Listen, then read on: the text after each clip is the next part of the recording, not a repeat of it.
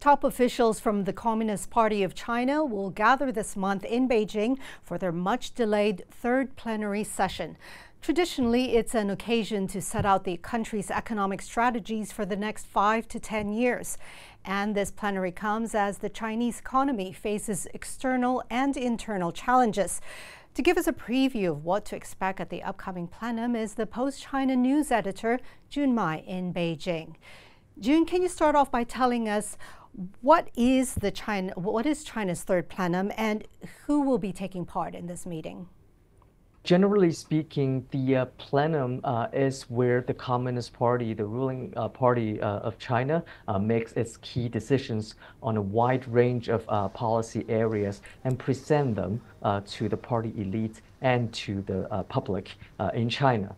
The decision coming out from the plenary session will be likely to be written into policy, into laws in the upcoming 5 to 10 years.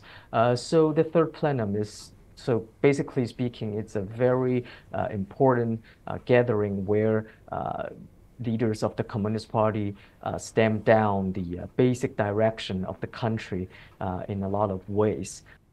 So this will be the third of 7 plenary sessions to be held by the Communist Party's Central Committee during its current 5-year term. What will be some of the policy's key priorities at the plenum? If we look at the history of all the third plenum, they will include things like the country's economic growth in the next 5 to 10 years. And obviously, one of the pressing issues faced by Beijing now is how to drive self-reliance in science and technology amid all the geopolitical headwinds from Washington and its allies. Beijing just said it wants to turn China into a scientific superpower by 2035. So that would likely be in the plenum. China is also set to roll out certain policies to address its aging population and the demographic crisis, and also maybe military reform, because military reform was given a separate chapter 10 years ago in the third plenum. So we're likely to see some fresh policy directions on that front too.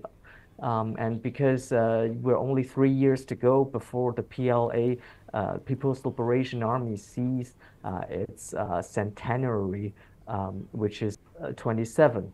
And Beijing also has pledged to build the PLA into a world-class military by 2049, and we'll probably see more details on that too. Now, on the economic front, what are the challenges that China's facing?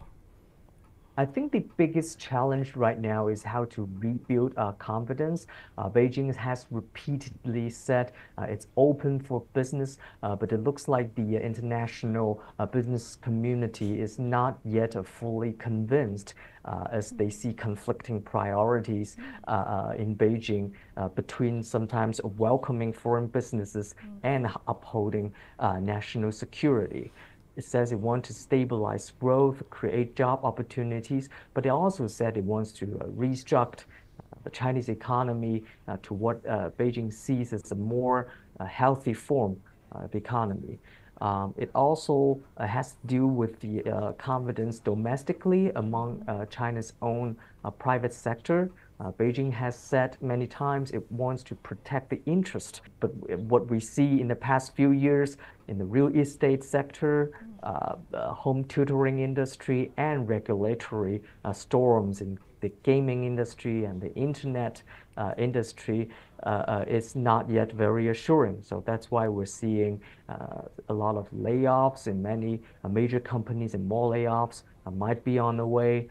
China also needs to find new growth points as its real estate sector, which used to account for as much as 20% of the country's economic activity, is now in a sluggish form, and it needs to find a new growth point.